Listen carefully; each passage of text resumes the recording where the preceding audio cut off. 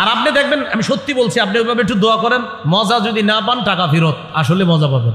সূরা মারিয়ামের 3 নম্বর আয়াতে আল্লাহ বলেন, ইয নাদা রাব্বাহু নিদাআন খাফিয়্যা। যখন জাকারিয়া নবী আল্লাহকে ডাকলেন, নিদাআন খাফিয়্যা, গোপনে ডাকলেন। এত গোপনে ডাকছেন আর আল্লাহ অনেক পছন্দ করছে, তার দোয়াও কবুল করছে। মুফাসসিরিনে কেরাম লিখেছেন, জাকারিয়া নবী কেন আল্লাহকে গোপনে ডাকলেন?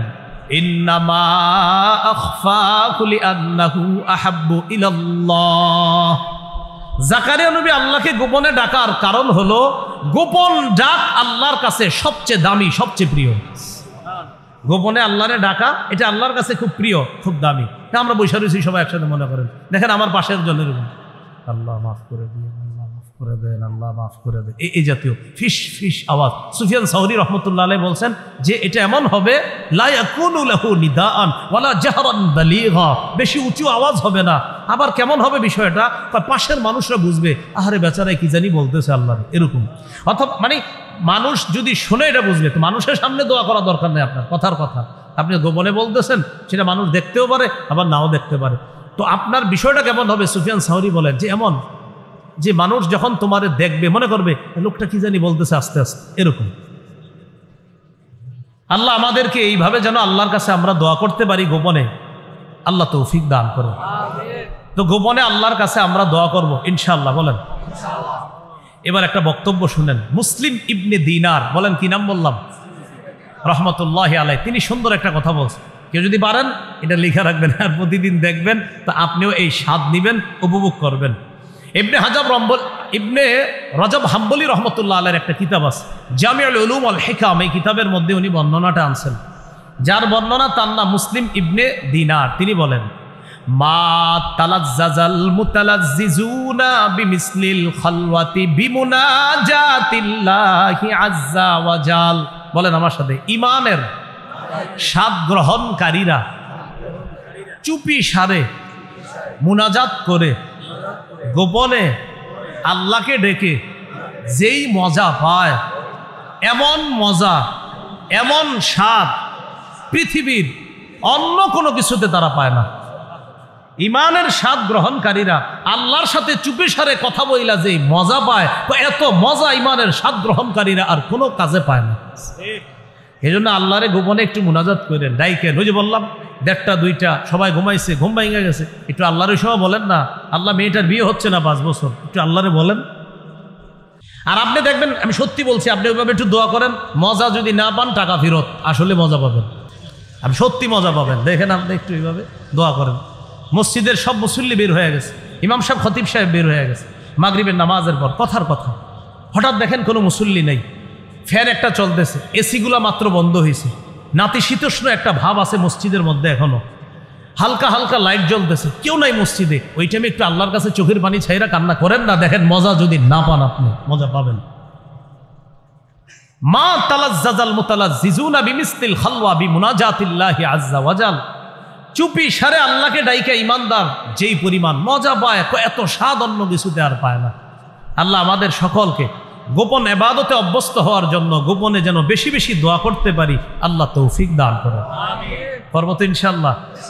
সহিহ মুসলিমের বর্ণনা, ক্বালা রাসূলুল্লাহ সাল্লাল্লাহু আলাইহি ওয়াসাল্লাম, ইরবাউ আলা আনফুসিকুম ফাইন্নাকুম লাইসা তাদউনা আসাম্মা ওয়ালা গায়িবা।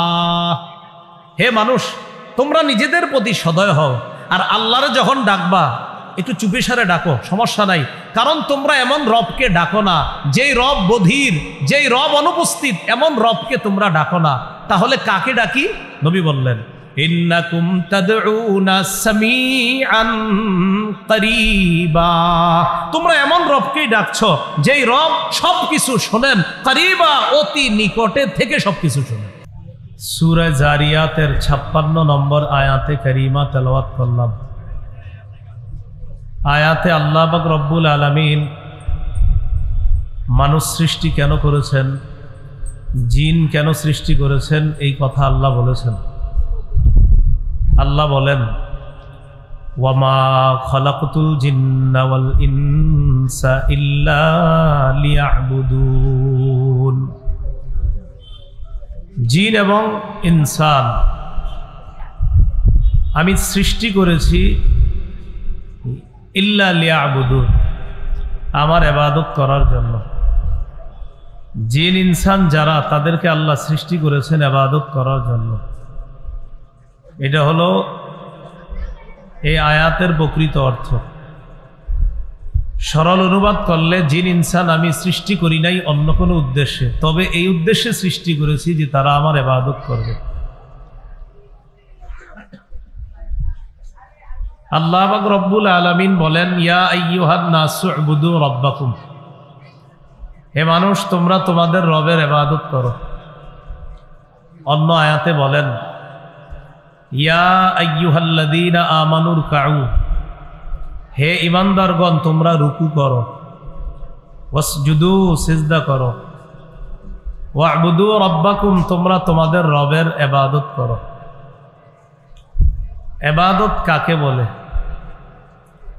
শেখুল ইসলাম ইবনে তাইমিয়া রাহমাতুল্লাহি আলাইহি বলেন, আল ইবাদাতু হিয়া ইসমুন জামিউন লিকুল্লি মা ইউহিব্বুহুল্লাহ ওয়া ইয়ারদাহ মিনাল আকওয়াল ওয়াল আ'মালিল বাতিনাতি ওয়াজ যাহিরা। প্রকাশ্য অথবা গোপন, ভালো কথা ভালো কর্ম, প্রকাশ্যে অথবা গোপনে ভালো কথা ভালো কর্ম, যা আল্লাহকে খুশি করে, আল্লাহকে সন্তুষ্ট করে, এমন সব কিছুকেই ইবাদত বলে। ইমাম কুরতুবী রাহমাতুল্লাহি আলাইহি বলেন, আল ইবাদাতু হিয়া ইবারাতুন আন তাওহীদিহি ওয়া ইলতিজামি শারাঈ দীনিহি। ইবাদত বলা হয় আল্লাহর একত্ববাদ স্বীকার করা, ইসলামী শরীয়তের সাথে নিজেকে সবসময় লাগিয়ে রাখা, এটাকে বলা হয় ইবাদত। ইমাম কুরতুবী বলেন, আসলুল ইবাদাতি আল খুজুউ ওয়াত তাদাল্লুল। ইবাদতের মূল হলো বিনয়ী হওয়া, নম্র হওয়া, একেবারে আল্লাহর কাছে ছোট হয়ে যাওয়া, নিজেকে দাস মনে করা, নিজের কাজ কর্মে দাসত্ব প্রকাশ করা, এটা হলো ইবাদতের মূল। ইবাদত মৌলিকভাবে দুই ধরনের প্রথমে বলা যায়, একটা হলো সাধারণ ইবাদত, আরেকটা হলো বিশেষ ইবাদত। সাধারণ ইবাদত এটা হলো আল উবুদিয়্যাতুল আম্মাহ, বিশেষ ইবাদত আল উবুদিয়্যাতুল খাসসা। সাধারণ ইবাদত কি জিনিস? আসমান জমিনে যারা আছে সবাই একদিন আল্লাহর কাছে দাসত্ব স্বীকার করে উপস্থিত হবে, এটা সাধারণ ইবাদত বা দাসত্ব। সাধারণ ইবাদত এক কথায় মনে রাখবেন, আল্লাহর বরত্ব এবং রাজত্বের দাসত্বকে বলা হয় সাধারণ ইবাদত। আল্লাহর বরত্ব, আল্লাহর রাজত্বের দাসত্বকেই বলা হয় সাধারণ ইবাদত। এই দুনিয়াতে কেউ মানে কেউ মানে না, মরণের পর সবাই স্বীকার করবে তার রাজত্ব, তার বড়ত্ব, সব স্বীকার করে সেখানে দাসত্ব স্বীকার করবে। বাকি অনেকের কাজ হবে না, ইমানদারদের কাজ হবে, বেঈমানদের কোনো কাজ হবে না। এই কথাটা আল্লাহ সূরা মারিয়ামের 93 নম্বর আয়াতে বলেন, ইন কুল্লু মান ফিস সামাওয়াতি ওয়াল আরদি ইল্লা আতির রহমানি আবদা। নবমণ্ডল এবং ভূমণ্ডলে, আসমান এবং জমিনে যারা আছে তারা সবাই রহমানের কাছে উপস্থিত হবে, দাস হয়ে উপস্থিত হবে। কি হয়ে? দাস। সবাই দাস হয়ে রহমানের কাছে উপস্থিত হবে, আসমান জমিনের সবাই। এটা হলো সাধারণ ইবাদত, সাধারণ দাসত্ব। আরেকটা হলো বিশেষ ইবাদত, সেটা হলো ইচ্ছা এবং আল্লাহর মহব্বতে আল্লাহর ইবাদত করা, এটা হলো বিশেষ ইবাদত। এটা সবাই করে না, এটা আল্লাহর বিশেষ বান্দারাই করে। এই ব্যাপারে আল্লাহ পাক রব্বুল আলামিন সূরা জুমারের 17-18 নম্বর আয়াতে বলেন, ফাবাশশির ইবাদিল্লাযীনা ইসতামিউনাল কাওলা ফায়াত্তাবিউনা আহসানা। নবী আপনি আমার বান্দাদেরকে সুসংবাদ দেন, আল্লাযীনা ইসতামিউনাল কাওলা, যারা কান পেতে কথা শুনে, ফায়াত্তাবিউনা আহসানা, কথার মধ্যে সবচেয়ে উত্তম যে কথাগুলা এইগুলার অনুসরণ তারা করে, তারা হলো আমার বান্দা। ওই বান্দাদেরকে সুসংবাদ দিয়ে দেন, এরা হলো আল্লাহর বিশেষ বান্দা। সূরা ফুরকানের 63 নম্বর আয়াতে আল্লাহ বলেছেন আল্লাহর বিশেষ বান্দা কারা। ওয়া ইবাদুর রহমানিল্লাযীনা ইয়ামশুনা আলাল আরদি হাওনা ওয়া ইযা খাতাবাহুমুল জাহিলুনা ক্বালু সালামা। রহমানের বান্দা তারা যারা জমিনে নম্র হয়ে চলে, নত হয়ে চলে, বিনীতভাবে চলে। জাহেলরা তাদের সাথে কোনো তর্কে লিপ্ত হতে চাইলে, তাদেরকে সম্বোধন করলে তারা বলে সালামা, আসসালামু আলাইকুম। এরা হলো রহমানের বিশেষ বান্দা। বিশেষ বান্দাদের ইবাদতটা বিশেষ দাসত্ব, সাধারণ বান্দাদের ইবাদতটা হলো সাধারণ দাসত্ব। তো ওই দাসত্বটা হবে, সাধারণ দাসত্বটা হবে কিয়ামতের ময়দানে। সবাই আল্লাহর দাস হয়ে উপস্থিত হবে, কিন্তু সেদিন যারা আল্লাহকে আল্লাহ মানত না দুনিয়াতে, তারা যদিও সেদিন নত হবে, স্বীকার করবে আপনি রব, কিন্তু লাভ হবে না। এই হলো আপনার ইবাদতের অর্থ, ইবাদতের ব্যবহার কোরআনের মধ্য থেকে জানলাম। হাদিসের মধ্যে ইবাদতের অনেকগুলা কথাই পাওয়া যায়। এর মধ্যে উল্লেখযোগ্য কিছু কিছু শব্দ পাওয়া যায়, যেই শব্দ রাসূলুল্লাহ সাল্লাল্লাহু আলাইহি সাল্লাম শব্দগুলা বলছে, আর এটার দ্বারা ইবাদতের অর্থ উদ্দেশ্য নিয়েছে। নবীর একজন সাহাবী নাম নু'মান ইবনে বাশির রাদিয়াল্লাহু তাআলা, তার থেকে একটা হাদিস আছে। ইমাম বুখারী রহমতুল্লাহি আলাইহি আল আদাবুল মুফরাদ নামক কিতাবের মধ্যে হাদিসটি এনেছেন। আনিন নু'মান ইবনে বাশির রাদিয়াল্লাহু তাআলা আনহু قال قال رسول الله صلى الله عليه وسلم الدعاء هو العبادة। রাসূলুল্লাহ সাল্লাল্লাহু আলাইহি সাল্লাম বলেন, দোয়া করাটাই ইবাদত। দোয়া করি না আমরা, দোয়া করাটাই ইবাদত। তাহলে হাদিসের মধ্যে দোয়াকেও নবীজি ইবাদত বলেছেন। সহিহ মুসলিমের বর্ণনা, তিরমিজি শরীফেও আছে 2201 নম্বর হাদিস। এই হাদিসের বর্ণনাকারী মাকিল ইবনে ইয়াসার রাদিয়াল্লাহু তাআলা। عن معقل بن يسار رضي الله تعالى عنه قال قال رسول الله صلى الله عليه وسلم العبادة في الهرج كهجرة إلي। রাসূলুল্লাহ সাল্লাল্লাহু আলাইহি সাল্লাম বলেন, ফিতনা ফাসাদ চলাকালীন অবস্থায় ইবাদত করা, কলহ বিপর্যয় চলাকালীন সময়ে ইবাদত করা। কলহ বিপর্যয়ের সময় কিন্তু এখন চলছে। কলহ বিপর্যয়ের সময়ে ইবাদত করা আমি নবীর কাছে হিজরত করার মতো। আল ইবাদাতু ফিল হরজ কাহিজরাতিন ইলাইয়া। কলহ বিপর্যয় চলাকালীন সময়ে আমার কোন উম্মত ইবাদত করা মানে আমি নবীর কাছে হিজরত করার মতো। তো এখানে একটা ইবাদতের অর্থ পাইলাম। আরেকটা ইবাদত পাওয়া যায় হাদিসের মধ্যে, মুসনাদে আহমদের একটি হাদিসের মধ্যে আসছে। আব্দুল্লাহ ইবনে আমর ইবনুল আস রাদিয়াল্লাহু তাআলা আনহুর বর্ণনা। قال رسول الله صلى الله عليه وسلم إن العبد إذا كان على طريقة حسنة من العبادة ثم مرض।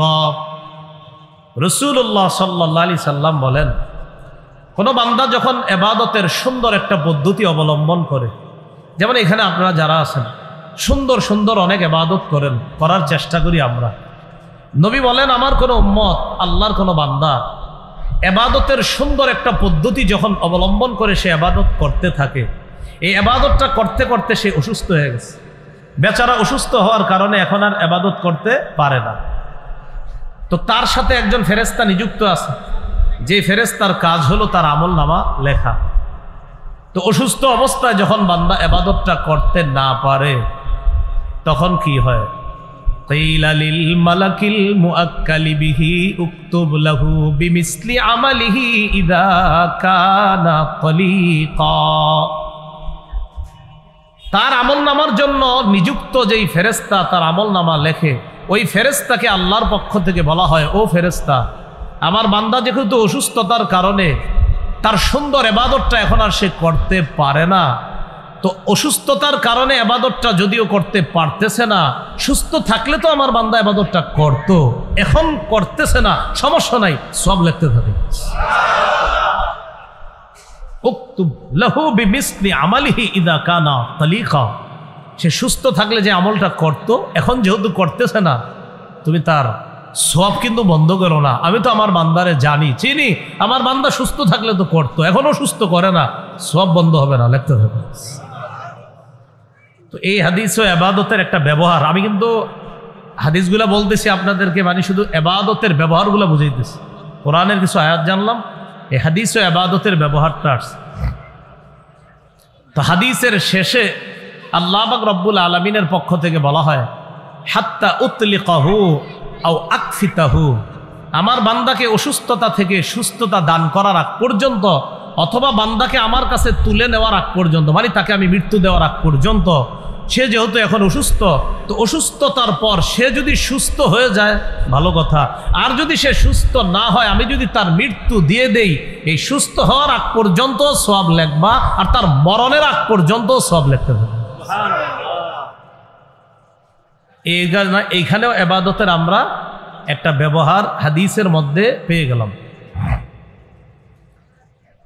সহিহুল জামে হাদিসের একটা কিতাব আছে, এটা হলো হাদিসের version, update version. Nasir Uddin Albani রহমতুল্লাহ আলাই, উনি সব কিতাব লেখে, ওগুলার নাম দেয় সহি। কি নাম দেয়? যদিও হজরতের তাহকিক করা অনেক সহি আপনারা হাদিসের অ্যাপসের মধ্যে পড়েন, অনেকে হাদিসের বাংলা অ্যাপস চালান, আল হাদিস অ্যাপস নামে কিছু অ্যাপস আপনারা অনেকে চালান। ওই হাদিসের শেষে ঢালাওভাবে লেখা আছে সহি দইফ। কি লেখা আছে? সহি দইফ। অনেক দইফ আসলে কিন্তু দইফ না, কেন উনি কোন আলোকে এটা দইফ লিখে দিয়েছে সেটা আমার জানা নাই। ইমাম তিরমিজি যে হাদিসকে হাসান বলছে সেখানে উনি লিখে দিয়েছে দইফ। ইমাম তিরমিজি অসংখ্য হাদিসকে বলছে হাসান, ওখানে লেখা আছে দইফ। তো এই জন্য ওই বাংলা অ্যাপসের হাদিসের মানটা যাচাইয়ের জন্য আলেমদের কাছে একটু যান। আপনি যে হাদিসটা দেখলেন, দেখার পরে দেখি অনেকে লেখো আবার ফেসবুকে, এই হাদিস তো সহি না, তো কি কয় দইফ। আমি তো চিন্তা করি নাই, কেমনে লেখলো এটা? পরে বুঝলাম, ও আচ্ছা আচ্ছা, ওখানে লেখা দইফ, বাস লেখা দিয়েছে দইফ। তা আপনি যে দইফ লেখলেন, অসংখ্য অগণিত এমন হাদিস আছে, বিশ্বাস করেন, যে হাদিস সনদের দিক থেকে সহি, মুহাদ্দিসিনে কেরামের পরিভাষা অনুযায়ী সহি, যে হাদিস ইমাম তিরমিজির কাছে হাসান, উত্তম হাদিস, এটাকেও আলবানী রহিমাহুল্লাহ, আল্লাহ তার কবরকে জান্নাতের বাগান বানায় দেন। আর হজরত কেন এটাকে দইফ বলছে এটা আমার জানা নাই, এই জন্য ওনার বলা দইফটাকে আপনি দইফ হিসাবে মেনে নেবেন না। মানে সবগুলা যে আবার উনি দইফ বলে ফেলছে অশুদ্ধ এমন না, কিছু বিষয় আসলে দইফ, ঠিক আছে, কিন্তু কিছু দইফ না, তাও লেখছে দইফ। তো এইটা হলো আপনার সমস্যা। তো এই জন্য আসলে এই বিষয়গুলো আলেমদের কাছে যাচাই করা। আল্লাহ আমাদেরকে বুঝার তৌফিক দান করেন। তো সহিহুল জামের মধ্যে একটা হাদিস আনছেন উনি, এই হাদিসের মধ্যে আসছে বর্ণনাকারী হুযাইফা রাদিয়াল্লাহু তাআলা, قال رسول الله صلى الله عليه وسلم فضل العلم احب الي من فضل العباده। নবীজি বলেন, নফল ইবাদতের মর্যাদার চাইতে ইলম অন্বেষণের মর্যাদা আমি নবীর কাছে বেশি প্রিয়। নফল ইবাদতের যে ফজিলত, এই ফজিলতের চাইতে একজন আলেম যে ইলম অন্বেষণ করে, তার ইলম অন্বেষণ করার ফজিলতের গুরুত্ব আমি নবীর কাছে আরো বেশি। বুঝা সুবহানাল্লাহ বলছেন।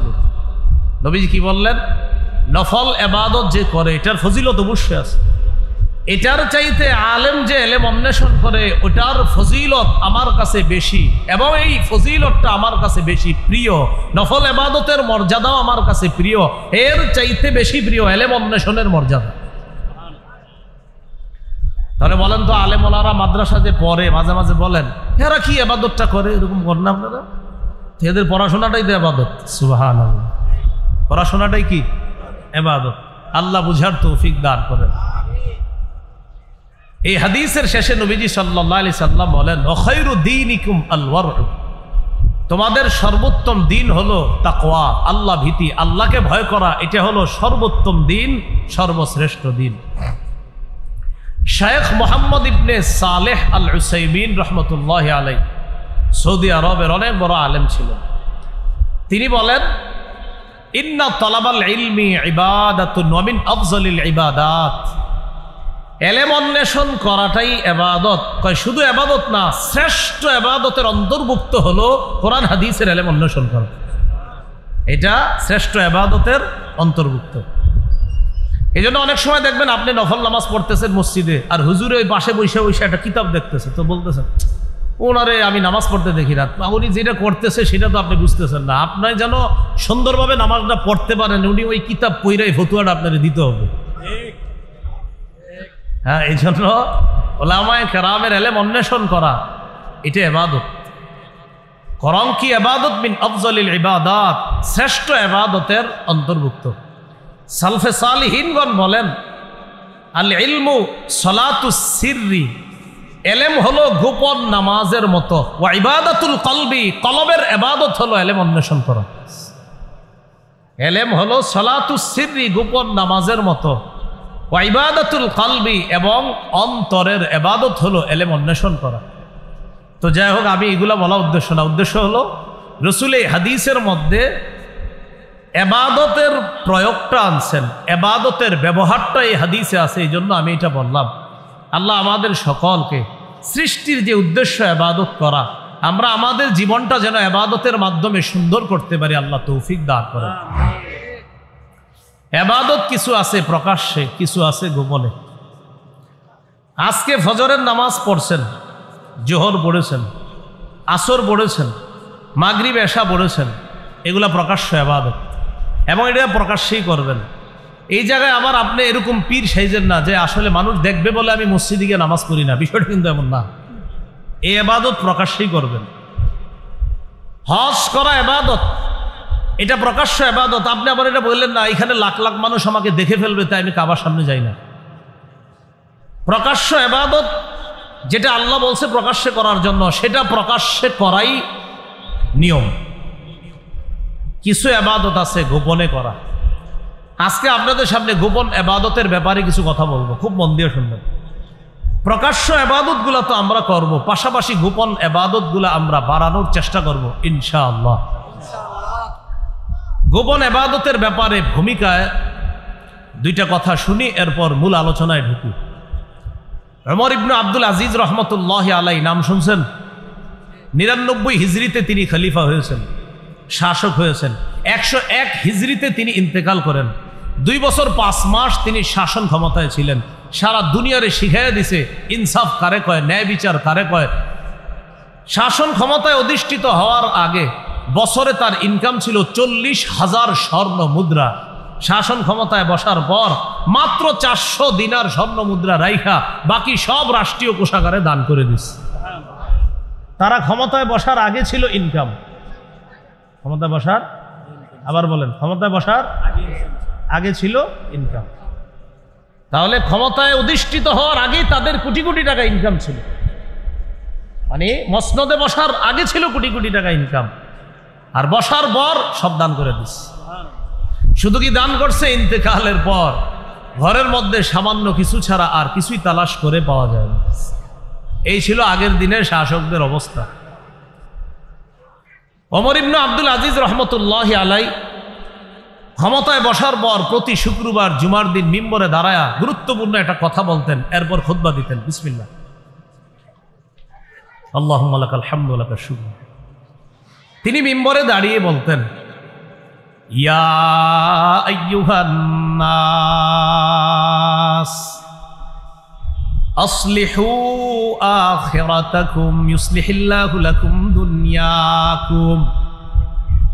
হে মানুষ, তোমরা তোমাদের আখিরাতকে সুন্দর করো, সংশোধন করো, পরিশুদ্ধ করো। আল্লাহ তোমাদের দুনিয়াটা সংশোধন করে দিবেন, দুনিয়া সাজায় দিবেন।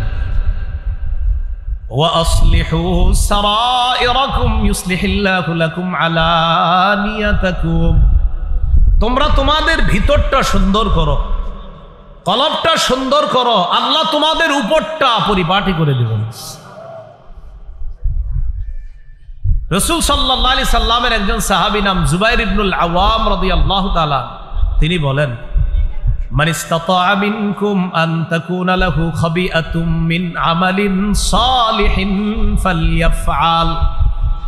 তোমাদের কেউ যদি গোপন ইবাদতের সুযোগ পাও, তোমাদের কেউ যদি নফল ইবাদত গোপনে করার অনেক সুযোগ পাও, সেজন্য সুযোগটা কাজে লাগায়, প্রচুর পরিমাণে যেন গোপন ইবাদত করে। আবু হাজেম রহমতুল্লাহি আলাইহি বলেন, উকতুম হাসানাতিকা আশাদ্দা মিম্মা তাকতুমু সাইয়্যাতিক। তুমি তোমার গুনাহগুলা, তোমার দোষগুলা, তোমার ভিতরের খারাপ অভ্যাসগুলা যতটা গোপন করো, তার চাইতে বেশি তোমার গোপন নেক ইবাদতগুলা গোপন করবা। তুমি তোমার গুনাহগুলা অনেক গোপন করো, তুমি দোষগুলা কাউরে বলতে চাও না, তুমি যে একটা খারাপ এটা কাউরে বলতে চাও না, এটা যতটা গোপন করো, তোমার গোপন নেক ইবাদতগুলা যে করো, এটা এর চাইতে বেশি গোপন করো। তো বলছিলাম ইবাদত একটা প্রকাশ্যে করি আর একটা গোপনে। প্রিয় মুসলমান ভাইয়ারা, এই ফিতনার যুগে গোপন ইবাদত, নফল ইবাদত যত বেশি করবেন তত আল্লাহর কাছাকাছি পৌঁছা যাবে ইনশাআল্লাহ। এই জন্য এই সময় আপনি গোপন ইবাদত বাড়ায় দেন, আল্লাহ তৌফিক দান করেন। গোপন ইবাদত বাড়ানোর উপায়, এবার আমি উপায়গুলা বলবো, এখন থেকে মূল আলোচনা শুরু হলো। এই উপায়গুলা মন দিয়ে শুনেন। গোপন ইবাদত বাড়ানোর উপায় কি? এক নাম্বার উপায়, অন্তরের ইবাদতে মনোযোগ দেওয়া।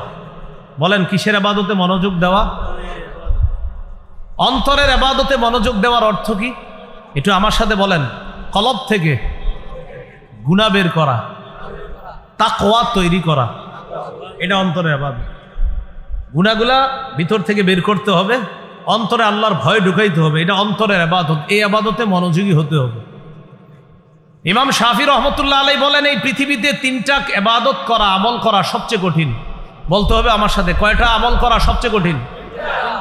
ইমাম শাফি রহমতুল্লাহ আলাইহি বলেন, আশাদ্দুল আমালি সালাসা আল জুদু মিন কিল্লাহ ওয়াল ওয়ারউ ফি খালওয়া ওয়া কালিমাতু হাক্কিন ইনদা মাইয়ুরজা।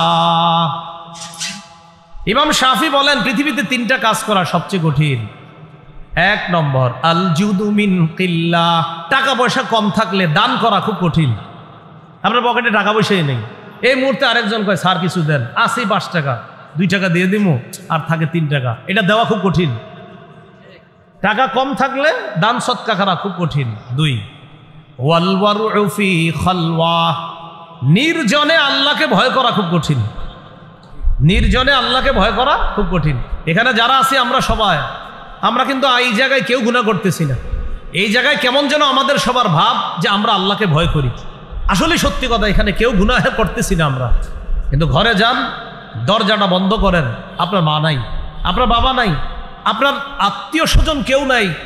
দরজাটা বন্ধ করার পর রুমে আপনি একা আছেন, ডানে বামে ইলেকট্রনিক মিডিয়া আছে, মোবাইল আছে, ল্যাপটপ আছে, কম্পিউটার আছে। ইবলিস কয় নাটকটা দেখলে কোনো সমস্যা হবে না, একটু দেখো। ওই মুহূর্তে আল্লাহকে ভয় করা খুব কঠিন। ওয়াল ওয়ারউ ফি খালওয়া, নির্জনে আল্লাহকে ভয় করা খুব কঠিন। এটা হলো 2 নম্বর।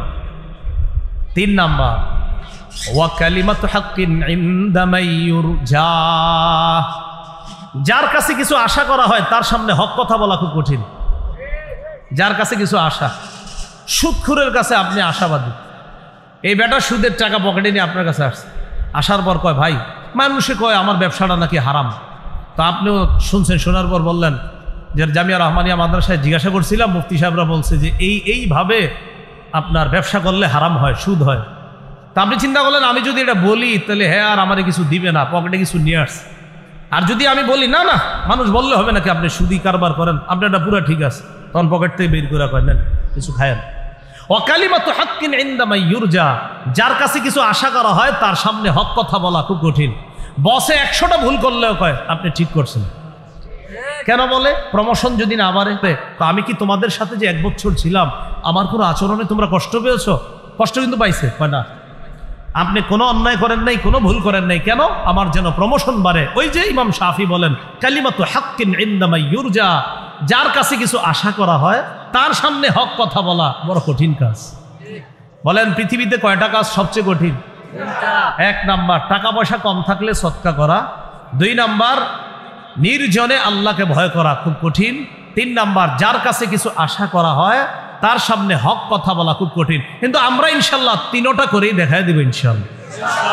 টাকা পয়সা কম থাকলেও দান করব, নির্জনে আল্লাহকে ভয় করব, যার সামনে হক কথা বলা দরকার সেখানে হক কথা বলব। আল্লাহ তৌফিক দান করেন। তাহলে নির্জনে আল্লাহর ভয়, এটা আমার মূল উদ্দেশ্য। অন্তরের ইবাদতে মনোযোগ দেওয়া, গোপন ইবাদত বাড়ানোর 1 নাম্বার উপায় অন্তরের ইবাদতে মনোযোগ দেওয়া। যদি অন্তরের ইবাদত, অন্তরে তাকওয়া পয়দা করতে পারেন তাহলে গোপনে গোপনে আল্লাহর ইবাদত বেশি করতে পারবেন। ওই দরজা লাগানোর পরেও আপনি আল্লাহর ইবাদত করা সহজ হবে। অন্যথায় আমগো সামনে যতই সুবহানাল্লাহ বলতেছেন, দরজা লাগানোর পর আপনি কয়বার সুবহানাল্লাহ বলতেছেন এটা একটু তালাশ করবেন। 2 নম্বর বলেন অন্তর থেকে খালেস ভাবে নেক আমলের নিয়ত করা। নিয়তের সম্পর্ক কোথায়? কলবের সাথে। এজন্য কলব থেকে নেক আমলের নিয়ত করা। সহিহ মুসলিমের বর্ণনা 1909 নম্বর হাদিস, 1909 নম্বর হাদিস। এই হাদিসের মধ্যে আসছে ক্বালা রাসূলুল্লাহ সাল্লাল্লাহু আলাইহি ওয়াসাল্লাম মান সাআলাল্লাহ আশ-শাহাদাতা বিসিদকিন বাল্লাগাহুল্লাহু মানাজিলাশ শুহাদা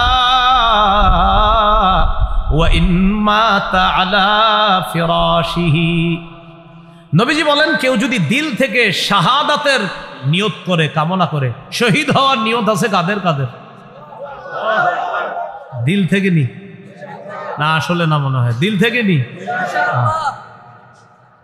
শাহাদাত যারা অন্তর থেকে চায় যে আল্লাহ আমি শহীদ হইতে চাই অন্তর থেকে, নবীজি বলেন বাল্লাগাহুল্লাহু মানাজিলাশ শুহাদা ওয়া ইন মাতা আলা ফিরাশিহি।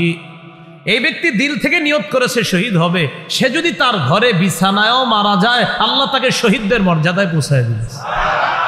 কিন্তু নিয়ত করতে হবে দিল থেকে, আন্দাজি না যে হুজুর ইনশাল্লাহ, কিন্তু আপনি মনে মনে করেন আন্দাজি আমি কি যাবো না, এরকম না। দিল থেকে নিয়ত করা, তাহলে আল্লাহ আপনাকে শহীদদের মর্যাদায় পৌঁছায় দিব যদিও ঘরে মারা যান।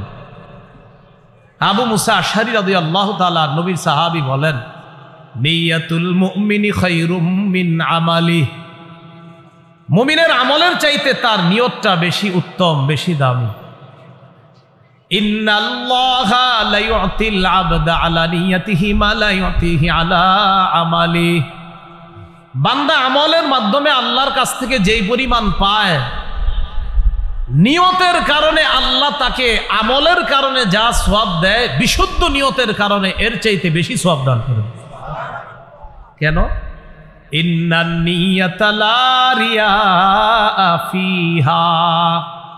এটা এই কারণে অন্তর থেকে নিয়ত যেটা করা হয় এটার মধ্যে কোনো লৌকিকতা থাকে না, রিয়া থাকে না। ওয়াল আমালা ইউখালিতুহুর রিয়া।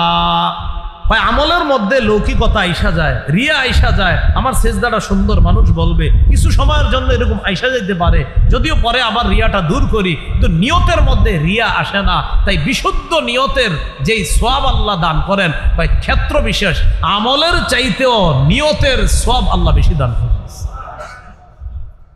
সহিহ বুখারীর বর্ণনা ৭৫০১ নম্বর হাদিস।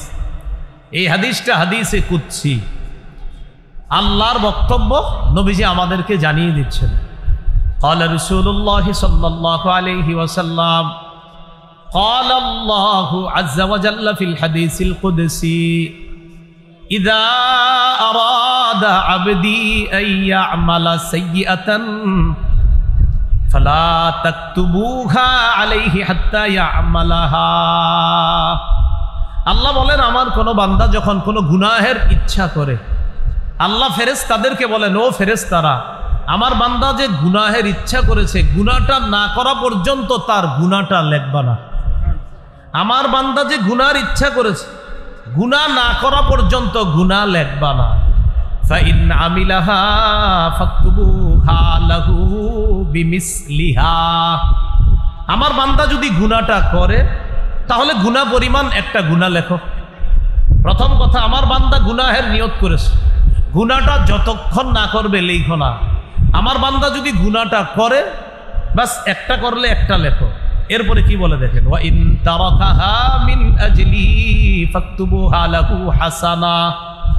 বান্দা যদি গুনাহটা আমাকে খুশি করার জন্য ছেড়ে দেয়, যে আমি গুনাহটা ইচ্ছা করছিলাম, যা গুনাহটা করবই না, গুনাহের সামনে গিয়ে কয় না আমি এই গুনাহ করব না, আল্লাহ বলেন ও ফেরেশতারা, শুধুমাত্র এই যে আমারে খুশি করার জন্য গুনাহটা ছেড়ে দিয়েছে, তার আমলনামায় একটা সওয়াব লিপিবদ্ধ করে দাও। এরপরে আল্লাহ কি বলে দেখেন, وَإِذَا أَرَادَ أَن يَعْمَلَ حَسَنَةً فَلَمْ يَعْمَلْهَا فَاكْتُبُوهَا لَهُ حَسَنَةً। আমার বান্দা যখন কোনো ভালো কাজের ইচ্ছা করে, কাজটা যদি নাও করে, একটা নেকি সাথে সাথে লিপিবদ্ধ করে দাও। فَإِنْ عَمِلَهَا فَاكْتُبُوهَا لَهُ بِعَشْرِ أَمْثَالِهَا إِلَى 700 ضِعْفٍ। আমার বান্দা যদি ওই নেকির কাজটা করে ফেলে, তাকে 10 থেকে 700 গুণ পর্যন্ত সওয়াব লিপিবদ্ধ করে দাও। তাহলে নিয়তের দাম আছে না নাই? নিয়ত কোত্থেকে হয়? তলব থেকে। তাহলে 2 নাম্বার, নেক আমলের বেশি বেশি নিয়ত করা, তাহলে গোপন ইবাদতে অভ্যস্ত হওয়াটা সহজ হয়ে যাবে। আল্লাহ আমাদেরকে তৌফিক দান করেন। গোপন ইবাদতে অভ্যস্ত হওয়ার 3 নম্বর উপায় বলেন একটু আমার সাথে, গোপনে বেশি বেশি আল্লাহর কাছে দোয়া করা। এমনি তো আমরা প্রকাশ্যে দোয়া করি, আমাদের শেখুল হাদিস সাহেব আসবে একটু পরে ইনশাল্লাহ, আসার পর তিনিও দোয়া করবে, এটা প্রকাশ্যে দোয়া, ঠিক আছে। গোপনেও বেশি বেশি দোয়া করো। বাসায় একা একা আছেন, বা আপনার বিবি পাশের রুমে, আপনার সন্তানরা পাশের রুমে, আপনি হঠাৎ বৈশা রাত 2টা বাজে 2:30 বাজে ঘুম ভেঙে গেছে, সমস্যাকে একটু হাতটা তোলেন না আল্লাহর দরবারে, আল্লাহ আমি তো একটা পেরেশানির মধ্যে আছি, আল্লাহ 5 বছর যাবত এই পেরেশানিটা আমার যাচ্ছে না, আল্লাহকে একটু এইভাবে বলেন, গোপনে আল্লাহরে বলেন। সূরা আরাফের 55 নম্বর আয়াতে আল্লাহ বলেন, উদউ রাব্বাকুম তাদাররুআও ওয়া খুফিয়া। তোমরা তোমাদের রবকে ডাকো, তাদাররুআও বিনীতভাবে, ওয়া খুফিয়া এবং চুপি সারে। তোমরা তোমাদের রবকে ডাকো বিনীতভাবে এবং চুপি সারে। জাকারিয়া নবী আল্লাহকে গোপনে ডাকছে, আল্লাহ এত পছন্দ করছে তার এই গোপন ডাক, পছন্দ করে জাকারিয়া নবীর এই কথাটা কোরআনের আয়াত নাজিল করে আল্লাহ আমাদেরকে জানায় দিস। সূরা মারিয়ামের 3 নম্বর আয়াতে আল্লাহ বলেন, ইয নাদা রাব্বাহু নিদাআন খাফিয়া। যখন জাকারিয়া নবী আল্লাহকে ডাকলেন, নিদাআন খাফিয়া, গোপনে ডাকলেন, এত গোপনে ডাকছেন আর আল্লাহ অনেক পছন্দও করছে, তার দোয়াও কবুল করছে। মুফাসসিরিনে কেরাম লিখেছেন, জাকারিয়া নবী কেন আল্লাহকে গোপনে ডাকলেন, ইন্নামা আখফাহু লিআন্নাহু আহাব্বু ইলাল্লাহ। জাকারিয়া নবী আল্লাহকে গোপনে ডাকার কারণ হলো, গোপন ডাক আল্লাহর কাছে সবচেয়ে দামি, সবচেয়ে প্রিয়। গোপনে আল্লাহরে ডাকা এটা আল্লাহর কাছে খুব প্রিয়, খুব দামি। আমরা বৈশা রয়েছি সবাই একসাথে, মনে করেন, দেখেন আমার পাশের জনের আল্লাহ মাফ করে দিয়ে, আল্লাহ মাফ করে দেন, আল্লাহ মাফ করে দেন, এই জাতীয় ফিস ফিস আওয়াজ। সুফিয়ান সাউরি রহমতুল্লাহ আলাইহি বলছেন যে এটা এমন হবে, লা ইয়াকুনু লাহু নিদাআন ওয়ালা জাহরান বালিগা, বেশি উঁচু আওয়াজ হবে না। আবার কেমন হবে বিষয়টা, পাশের মানুষরা বুঝবে, আহারে বেচারাই কি জানি বলতেছে আল্লাহ, এরকম। অথবা মানে মানুষ যদি শুনে এটা বুঝবে, তো মানুষের সামনে দোয়া করা দরকার নেই, আপনার কথার কথা আপনি গোপনে বলতেছেন, সেটা মানুষ দেখতেও পারে আবার নাও দেখতে পারে। তো আপনার বিষয়টা কেমন হবে, সুফিয়ান সাউরি বলেন যে এমন, যে মানুষ যখন তোমারে দেখবে মনে করবে লোকটা কি জানি বলতেছে আস্তে আস্তে, এরকম। আল্লাহ আমাদেরকে এইভাবে যেন আল্লাহর কাছে আমরা দোয়া করতে পারি গোপনে, আল্লাহ তৌফিক দান করুন। তো গোপনে আল্লাহর কাছে আমরা দোয়া করব ইনশাআল্লাহ, বলেন। এবার একটা বক্তব্য শুনেন, মুসলিম ইবনে দিনার, বলেন কি নাম বললাম, রহমতুল্লাহি আলাইহি, তিনি সুন্দর একটা কথা বলছেন। কেউ যদি পারেন এটা লিখে রাখবেন আর প্রতিদিন দেখবেন, তো আপনিও এই স্বাদ নিবেন, উপভোগ করবেন। ইবনে রজব হাম্বলি রহমতুল্লাহ আলাইহির একটা কিতাব আছে, জামিউল উলুম ওয়াল হিকাম, এই কিতাবের মধ্যে উনি বর্ণনাটা আনছেন, যার বর্ণনা তার নাম মুসলিম ইবনে দিনার। তিনি বলেন, মা তালাজ্জাজাল মুতালাজ্জিজুনা বিমিসলিল খালওয়াতি বিমুনাজাতিল্লাহি আযজা ওয়া জাল। বলেন আমার সাথে, ঈমানের স্বাদ গ্রহণকারীরা চুপি সারে মুনাজাত করে গোপনে আল্লাহকে ডেকে যেই মজা পায়, এমন মজা, এমন স্বাদ পৃথিবীর অন্য কোনো কিছুতে তারা পায় না। ঈমানের স্বাদ গ্রহণকারীরা আল্লাহর সাথে চুপি সারে কথা বইলা যে মজা পায়, এত মজা ঈমানের স্বাদ গ্রহণকারীরা আর কোনো কাজে পায় না। এই জন্য আল্লাহরে গোপনে একটু মুনাজাত করেন, ডাইকেন। ওই যে বললাম 1টা 2টা সবাই ঘুমাইছে, ঘুম ভেঙে গেছে, একটু আল্লাহর ওই সময় বলেন না, আল্লাহ মেয়েটার বিয়ে হচ্ছে না 5 বছর, একটু আল্লাহরে বলেন। আর আপনি দেখবেন, আমি সত্যি বলছি, আপনি ওইভাবে একটু দোয়া করেন, মজা যদি না পান টাকা ফেরত, আসলে মজা পাবেন, আপনি সত্যি মজা পাবেন। দেখেন আপনি একটু এইভাবে দোয়া করেন। মসজিদের সব মুসল্লি বের হয়ে গেছে, ইমাম সাহেব খতিব সাহেব বের হয়ে গেছে মাগরিবের নামাজের পর, কথার কথা। হঠাৎ দেখেন কোনো মুসল্লি নেই, ফ্যান একটা চলতেছে, এসিগুলা মাত্র বন্ধ হয়েছে, নাতিশীতোষ্ণ একটা ভাব আছে মসজিদের মধ্যে, এখনো হালকা হালকা লাইট জ্বলতেছে, কেউ নাই মসজিদে। ওই টাইমে একটু আল্লাহর কাছে চোখের পানি ছাইরা কান্না করেন না, দেখেন মজা যদি না পান আপনি, মজা পাবেন। মা তালাজ্জাজাল মুতালাজ্জিজুনা বিমিসলিল খালওয়া বিমুনাজাতিল্লাহি আযজা ওয়া জাল। চুপি সারে আল্লাহকে ডাইকা ইমানদার যেই পরিমাণ মজা পায়, এত স্বাদ অন্য কিছুতে আর পায় না। আল্লাহ আমাদের সকলকে গোপন ইবাদতে অভ্যস্ত হওয়ার জন্য গোপনে যেন বেশি বেশি দোয়া করতে পারি, আল্লাহ তৌফিক দান করেন। করব তো ইনশাআল্লাহ। সহিহ মুসলিমের বর্ণনা, ক্বালা রাসূলুল্লাহ সাল্লাল্লাহু আলাইহি ওয়াসাল্লাম, ইরবাউ আলা আনফুসিকুম ফাইন্নাকুম লাইসা তাদউনা আসাম্মা ওয়ালা গায়িবা। হে মানুষ, তোমরা নিজেদের প্রতি সদয় হও, আর আল্লাহরে যখন ডাকবা একটু চুপি সারে ডাকো, সমস্যা নাই। কারণ তোমরা এমন রবকে ডাকো না যেই রব বধির, যেই রব অনুপস্থিত, এমন রবকে তোমরা ডাকো না। তাহলে কাকে ডাকি? নবী বললেন, ইন্নাকুম তাদউনা সামিআন করিবা। তোমরা এমন রবকেই ডাকছো যেই রব সবকিছু শোনেন, করিবা অতি নিকটে থেকে সবকিছু শোনেন। ওয়া হুয়া মাআকুম, নবী বলেন, আর তিনি তো তোমাদের সাথে আছেন। সুবহানাল্লাহ। সাহাবায়ে কেরাম একবার নবীজিরে বললেন, কি বললেন একটু মন দিয়ে শোনেন। লাম্মা সাআলু রাসূলুল্লাহ সাল্লাল্লাহু আলাইহি ওয়াসাল্লাম ফাকালু আকরিবুন রাব্বুনা ফানুনাজি আম বাঈদুন ফানুনাদি। আমি আবার বলছি, ছাত্র ভাই আছেন অনেকে, একটু মন দিয়ে শোনেন কি বলি। সাহাবায়ে কেরাম একবার নবীজিরে বললেন, আকরিবুন রাব্বুনা ফানুনাজি, ফানুনাজি নাজা থেকে, ফানুনাজিহি আম বাঈদুন ফানুনাদিহি। একটা নাজা ইউনাজি মুনাজাত থেকে, আর একটা নাদা ইউনাদি মুনাদাত থেকে। তো সাহাবায়ে কেরাম নবীজিকে বলতেছে, হুজুর, রব কি আমাদের কাছে যে রবকে চুপে চুপে ডাকবো, নাকি রব আমাদের থেকে দূরে যে জোরে জোরে ডাকবো? আবার বুঝেন, সাহাবায়ে কেরাম নবীরে বললেন, হুজুর, রব কি আমাদের কাছে যে চুপি সারে ডাকবো, রব কি আমাদের থেকে দূরে যে জোরে জোরে ডাকবো? এই কথা সাহাবীরা নবীরে জিজ্ঞাসা করলেন। আল্লাহ এই কথার জবাবে সূরা বাকারার 186 নম্বর আয়াত নাজিল করে দিয়েছে। আল্লাহ কি বলে দেখেন, ওয়া ইযা সাআলাকা ইবাদি আন্নী ফাইন্নী করিব। আপনার কাছে আমার বান্দারা যখন আমার ব্যাপারে জিজ্ঞাসা করে, আপনি বলবেন আমি আল্লাহ করিব, একদম কাছে আছি, আমি নিকটে আছি। উজিবু দাওয়াতাদ দাঈ ইযা দাআন। আহ্বানকারীর আহ্বান করা মাত্রই আমি তার আহ্বানে সাড়া দিয়ে দিই। সুবহানাল্লাহ। এই যে আমি আপনি দোয়া করতেছি, আল্লাহ মাফ করেন, আল্লাহ বলে আহ্বানকারীর আহ্বান করা মাত্রই আমি তার আহ্বানে সাড়া দিই। অতএব বলেন সবাই, অতএব তারাও যেন আমার আহ্বানে সাড়া দেয়। আল্লাহ কি বলতেছে? আহ্বানকারীর আহ্বানে আমি সাড়া দিই। পরে বলতেছে ফাল্যাস্তাজিবুলি, অতএব তারাও যেন আমার আহ্বানে সাড়া দেয়। হাইয়া আলাস সালাহ, হাইয়া আলাল ফালাহ আহ্বানে সাড়া দেননি। আল্লাহ আমাদের সকলকে রবের আহ্বানেও যেন আমরা অন্তত 5 বেলা আমরা রবের আহ্বানে সাড়া দিয়ে মসজিদে যেন উপস্থিত হতে পারি, আল্লাহ তৌফিক দান করেন। তাহলে বলেন, রব কি করিব না বাঈদ? বলেন করিব। বলেন, রব কি করিব না বাঈদ? করিব। বলেন, অতি নিকটে অতি নিকটে। তাহলে গোপন ইবাদতে অভ্যস্ত হওয়ার 3 নাম্বার উপায়, গোপনে বেশি বেশি আল্লাহর কাছে দোয়া করা। আমরা এই ইবাদতটা করব, আল্লাহ তৌফিক দান করেন। গোপন ইবাদতে অভ্যস্ত হওয়ার 4 নাম্বার উপায় বলেন, গোপনে বেশি বেশি জিকির করা। গোপনে বেশি বেশি কি করা?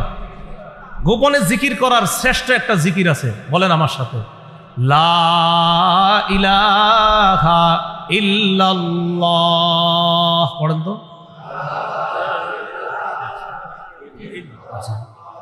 আবার একটু মন থেকে। এবার পড়ার সময় 2 আঙ্গুল লাগাইবেন, লাগাই দেখেন তো ঠোঁট লাগে কিনা, 2 আঙ্গুল দিয়ে চেক করেন, এটা বলার সময় ঠোঁট 2টা লাগে কিনা। এবার আমাদের চেক হবে, পড়বো আর চেক করবো। পড়েন তো,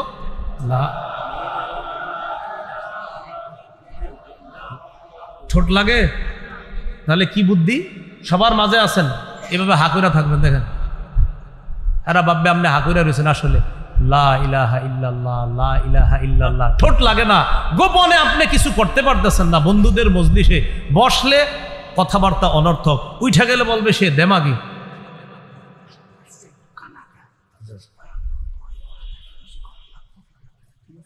রাসূলুল্লাহ সাল্লাল্লাহু আলাইহি সাল্লামের হাদিস থেকে জানা যায়, দেখেন আমরা যখন এইভাবে জিকির করি, লা ইলাহা ইল্লাল্লাহ যখন আমরা করলাম, করার সময় হা করলাম, বন্ধুদের মজলিসে বসলেন, বসার পরে এখন দেখেন খালি অনর্থক কথা, মানে বসতেও পারতেছেন না, উঠতেও পারতেছেন না। বসলে অনর্থক কথা শুনতে হবে, উঠলে বন্ধুরা ভাবে দেমাগি। তখন কি করবেন? এমনি কান পাইতা কথা শুনবেন, এমনি যে হ্যাঁ এরা ভাববে কথা শুনতেছে, আসলে আপনি কথা শুনেন না। লা ইলাহা ইল্লাল্লাহ চলতেছে, এই গোপনে জিকির করতেছেন। তিরমিজির বর্ণনা, ইল্লা ফুতিহাত লাহু আবওয়াবুস সামা হাত্তা তুফজিয়া ইলাল আরশ, আসমানের সবগুলা দরজা খুলে ফেলা হয়েছে, আপনার এই লা ইলাহা যেন আরশ পর্যন্ত পৌঁছে যায়। গোপন জিকির করার সহজ একটা পদ্ধতি লা ইলাহা ইল্লাল্লাহ, এটা আপনি বেশি বেশি করবেন। আমাদের সালাফগণ এই পদ্ধতি অবলম্বন করতেন, যে মানুষের সামনে কিভাবে অনর্থক কথা থেকে বাঁচা যায় এমনি থাকবেন। এরা ভাববে হাকুরা রয়েছে, আসলে তো আপনি লা ইলাহা ইল্লাল্লাহ পড়তেছেন, যেটা পড়তে ঠোঁট লাগে না। এই কৌশলটা ইনশাল্লাহ আমরা কাজে লাগাবো তো, আল্লাহ তৌফিক দান করেন। সূরা আরাফের 205 নম্বর আয়াতে আল্লাহ বলেন, ওয়াযকুর রাব্বাকা ফী নাফসিকা تضرعا وخيفة ودون الجهر من القول بالغدو والآصال ولا تكن من الغافلين واذكر ربك في نفسك, তুমি তোমার রবকে স্মরণ করো মনে মনে, তাদাররুআ বিনীতভাবে, ওয়া খীফা ভয় ভীতি নিয়ে, দুনাল জাহরি মিনাল কওল অনুচ্চ সুরে, বিল গুদুবি ওয়াল আসাল সকাল সন্ধ্যায় তুমি তোমার রবকে মনে মনে স্মরণ করো। দেখেন একটু আমরা সবাই বয়ান অফ রাখি, 2-1 সেকেন্ড একটু রবরে মনে মনে স্মরণ করেন। আমি করে নিছি, আপনারা করছেন? একটু মনে মনে আবার স্মরণ করছেন? সবাই করছেন মনে মনে স্মরণ? হাদিস কুদসির মধ্যে আল্লাহ বলেন, ইদা যাকারানি ফি নাফসিহি, আমার বান্দা যদি ও মনে মনে আমারে স্মরণ করে, যাকারতুহু ফি নাফসি, আমিও তাকে মনে মনে স্মরণ করি। তাহলে আমরা স্মরণ করছি, আল্লাহও স্মরণ করছে। ওয়া ইযা যাকারানি ফি মালাইন যাকারতুহু ফি মালাইন খায়রিম মিনহুম। এবার একটু সবাই জোরে স্মরণ করি, বলেন আলহামদুলিল্লাহ, সুবহানাল্লাহ, আলহামদুলিল্লাহ, লা ইলাহা ইল্লাল্লাহ, আল্লাহু আকবার। এবার কি আস্তে স্মরণ করছি না জোরে? আল্লাহ বলে, ওয়া ইযা যাকারানি ফি মালাইন যাকারতুহু ফি মালাইন খায়রিম মিনহুম। আমার বান্দা যখন আমাকে কোনো মজলিসে স্মরণ করে, আমি তাকে ওই মজলিসের চেয়ে উত্তম মজলিসে স্মরণ করি। তাহলে লস নাই, মনে মনে করলেও লস নাই, মুখে আল্লাহরে স্মরণ করলেও লস নাই। যেইভাবে স্মরণ করবো রবকে, রব আমাদেরকে ওইভাবে স্মরণ করবে। তো এইটাই আল্লাহ বলছেন, ওয়াযকুর রাব্বাকা ফী নাফসিকা, মনে মনে রবকে স্মরণ করো, তাদাররুআ বিনীতভাবে, ওয়া খীফা ভয় ভীতি নিয়ে, ওয়া দুনাল জাহরি মিনাল কওলি বিল গুদুবি ওয়াল আসাল অনুচ্চ সুরে সকাল সন্ধ্যায় আল্লাহকে স্মরণ করো। ওয়ালা তাকুম মিনাল গাফিলিন, গাফেলদের অন্তর্ভুক্ত হও না।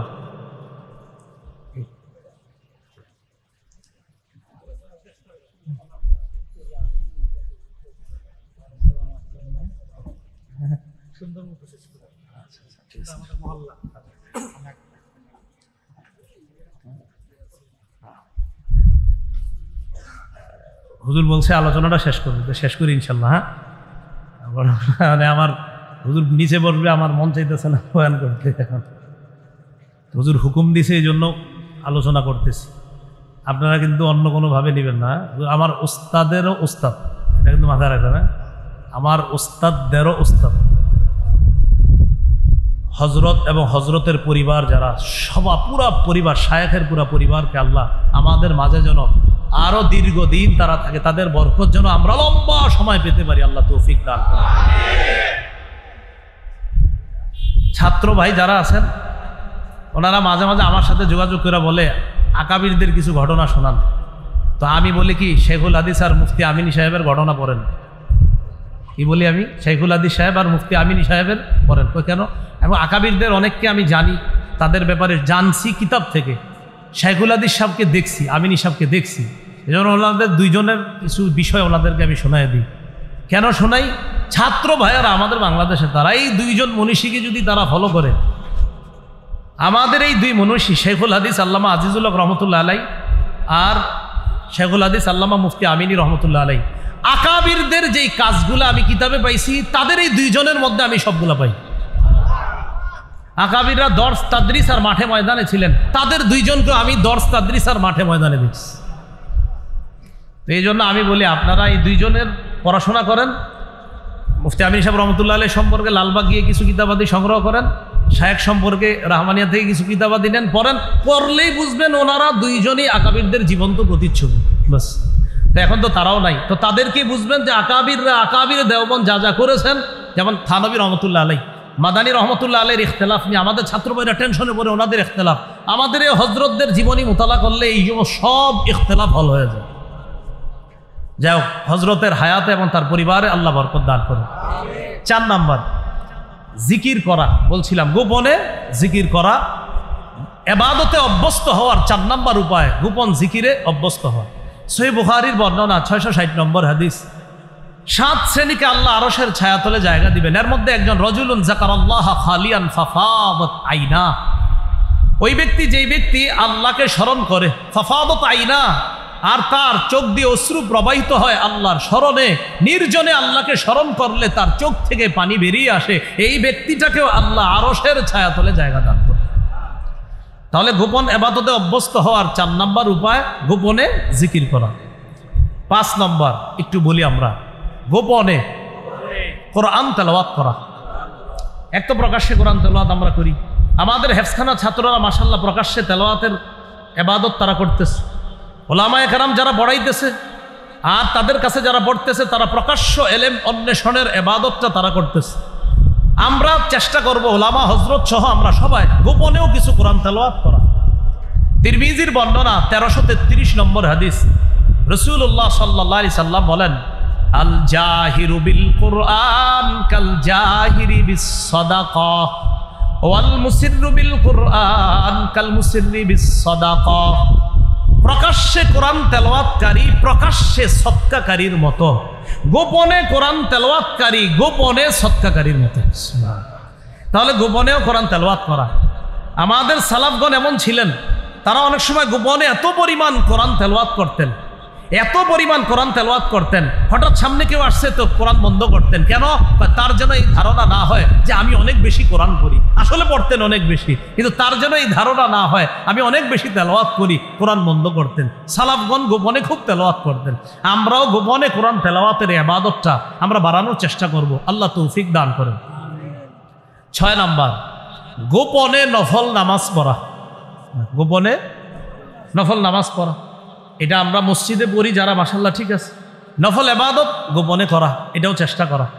রাসূলুল্লাহ সাল্লাল্লাহু আলাইহি সাল্লাম বলেন, সালাতুর রাজুলি তাতাব্বুআন হাইসু লা ইয়ারাহুন নাস তা'দিলু সালাতাহু আলা আ'য়ুনিন নাসি 25। এই হাদিসের অনুবাদটা একদম সহজভাবে আমি এইভাবে করি, এই যে দেখেন তাকান, তিনি আপনাদের সামনে 25 বার নফল নামাজ পড়া আর গোপনে একবার নফল নামাজ পড়া সমান। বুঝছেন অনুবাদটা সহজে? এটা কথার কথা উনি বা আমি আপনাদের সামনে প্রকাশ্যে 25 বার নফল নামাজ পড়া আর গোপনে একবার নফল নামাজ পড়া বরাবর। গোপনে নফল নামাজ একবার আর প্রকাশ্যে 25 বার বরাবর। মানুষের চোখের সামনে 25 বার করার সমপর্যায়ের ইবাদত হলো গোপনে একবার নফল নামাজ পড়া। তাহলে গোপনে নফল নামাজ পড়বো আমরা ইনশাআল্লাহ। আল্লাহ আমাদের সকলকে তৌফিক দান করেন। তাহলে গোপনে নফল ইবাদত করবো তো ইনশাআল্লাহ। আচ্ছা, গোপনে নফল ইবাদতের মধ্যে একটা ইবাদত তাহাজ্জুদ নামাজ। বলি সবাই, কি নামাজ? আল্লাহর কাছাকাছি হওয়ার শ্রেষ্ঠ ইবাদত হলো ফরজ ইবাদত। ফরজের পর বান্দা সবচাইতে আল্লাহর কাছাকাছি পৌঁছার মাধ্যম হলো নফল ইবাদত বাড়ানো। তিরমিজি শরীফের বর্ণনা 3579 নম্বর হাদিস। এই হাদিসের মধ্যে আসছে রাসূলুল্লাহ সাল্লাল্লাহু আলাইহি সাল্লাম বলেন, আকরাবু মা ইয়াকুনুর রাব্বু মিনাল আবদি ফি জাওফিল লাইলিল আখির। বান্দা আল্লাহর সবচেয়ে নিকটবর্তী হয় যে সময়টা, সেটা হলো শেষ রাতের তাহাজ্জুদ নামাজের মাধ্যমে বান্দা আল্লাহর সবচেয়ে কাছাকাছি হয়ে যায়। এরপর নবী বলেন, ফাইন ইসতাতাতা আন তাকুনা মিম্মা ইয়াযকুরুল্লাহ ফি তিলকা সাআহ ফাকুন। অতএব তুমি যদি পারো শেষ রাতে নির্জনে যারা আল্লাহর ইবাদতে, যারা আল্লাহর স্মরণে তাহাজ্জুদ পড়ে, তুমি যদি পারো তাদের অন্তর্ভুক্ত হইতে, ও আমার উম্মত তুমিও ওই নির্জনে তাহাজ্জুদ গুজারদের অন্তর্ভুক্ত হয়ে যাও। তাহলে 6 নাম্বার কি হলো? নফল ইবাদত করা। 7 নাম্বার গোপনে নফল রোজা রাখা। গোপনে নফল রোজা, আপনি নফল রোজা রাখতেছেন, কেউ জানেও না। এই জন্য দেখেন আমাদের অনেক সালাফ 20 বছর নফল রোজা রাখতেছিল, 20 বছর নফল রোজা রাখছে। কেউ তার ব্যাপারে লেখছে 40 বছর নফল রোজা রাখছে। মানে নফল রোজা যেভাবে হাদিসে আসছে ওইভাবে রাখতেন তিনি। তো এইভাবে তিনি সবসময় নফল রোজা রাখতেন। এরকম 20 বছর নফল রোজা রাখতেন, মানুষ জানতেও পারতো না উনি যে নফল রোজা রাখছে। হয়তো তার একান্ত কারো কাছের কাছে তিনি জেনে ফেলেছে নফল রোজা রাখে, তাদের মাধ্যমে আমরা জেনেছি। এইভাবে নফল রোজা রাখা, চুপে চুপেও নফল রোজা রাখা আমরা চেষ্টা করব। আল্লাহ তৌফিক দান করেন। বিশেষ করে সোমবার, বৃহস্পতিবার আর আইয়ামে বীজের রোজাগুলো রাখতে পারেন। 13, 14, 15 সোম বৃহস্পতি আর প্রতি আরবি মাসের 13, 14, 15 এই রোজাগুলো রাখা যায়। আর সোমবার বৃহস্পতিবারের সিয়াম এটা রাসূল সাল্লাল্লাহু আলাইহি সাল্লাম রাখতেন। নবীজি কেন রাখতেন? রাসূলুল্লাহ সাল্লাল্লাহু আলাইহি সাল্লাম বলেন, সোমবারে আমার জন্ম, এই জন্য আমি সোমবার দিন সিয়াম পালন করি। যদিও আমরা বছরে একদিন, কিন্তু নবীজি প্রতি সপ্তাহে। হ্যাঁ, তো নবীজি সাল্লাল্লাহু আলাইহি সাল্লাম সিয়াম পালন করতেন। আরেকটা কি কারণে? নবীজি সাল্লাল্লাহু আলাইহি সাল্লাম বলেন, সোমবার বৃহস্পতিবার আমল নামা আল্লাহর কাছে পৌঁছায়, আল্লাহর কাছে পেশ করা হয়। আমি চাই রোজা অবস্থায় যেন আমার আমল নামা আল্লাহর কাছে পেশ করা হয়। তাহলে 7 নাম্বার গোপনে নফল রোজা রাখা। 8 নাম্বার গোপনে কান্নাকাটি করা আল্লাহর কাছে। এইটা একটু কইরেন, গোপনে কান্নাকাটি। চোখের কোনায় যদি মাছির মাথা পরিমাণ একটু পানি উকি দেয়, মাছির মাথা পরিমাণ খালি পানি উকি দেয় যদি, মাছির মাথা পরিমাণ, নবীজি হাদিসে বলছে এই ব্যক্তি লাইয়া লিজা নার রাজুলুন বাকা মিন খাশিয়াতিল্লাহ হাত্তা ইয়াউদাল লাবানু ফি দরইহা। রাসূলুল্লাহ সাল্লাল্লাহু আলাইহি ওয়াসাল্লাম বলেন, ওলান থেকে দুধ বের হওয়ার পর এটা ওলানে আবার ফিরে যাওয়া যেমন অসম্ভব, আল্লাহর ভয়ে নির্জনে কান্নাকাটি কইরা মাছির ডানা পরিমাণ যদি চোখের পানি একটু উকি দেয়, সেও জাহান্নামে যাওয়া অসম্ভব। 8 নাম্বার চুপে চুপে কান্না করা, গোপন ইবাদতে অভ্যস্ত হওয়ার 9 নাম্বার উপায়। 8 নাম্বার গেল কান্নাকাটি করা। গোপন ইবাদতে অভ্যস্ত হওয়ার 9 নাম্বার উপায় হলো এলেম চর্চা করা। বলেন কি করা? এলেম চর্চা করা। এটা একটু আগেও আমি বলছি। আমাদের সালাফগণ বলেছেন, আল ইলমু সালাতুস সিররি, এলেম হলো গোপন নামাজের মতো, ওয়া ইবাদাতুল কলবি, এবং কলবের ইবাদত। এলেম হলো গোপন নামাজের মতো এবং এটা কলবের ইবাদত। 10 নাম্বার নির্জনে ইবাদত করা।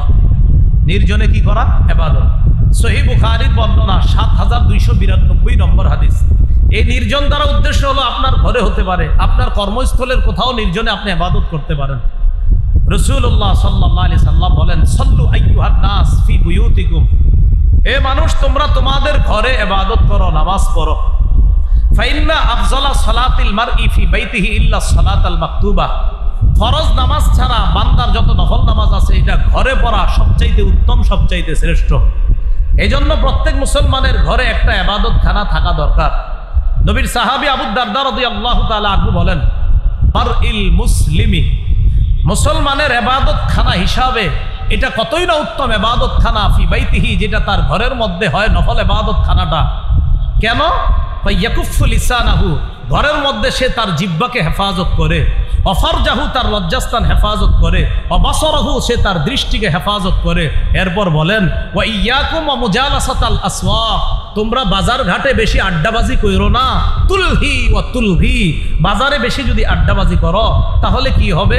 তোমাকে গাফেল করে দিবে আর তোমার সময়গুলা নষ্ট করে দিবে যদি বাজারে বেশি আড্ডাবাজি করো।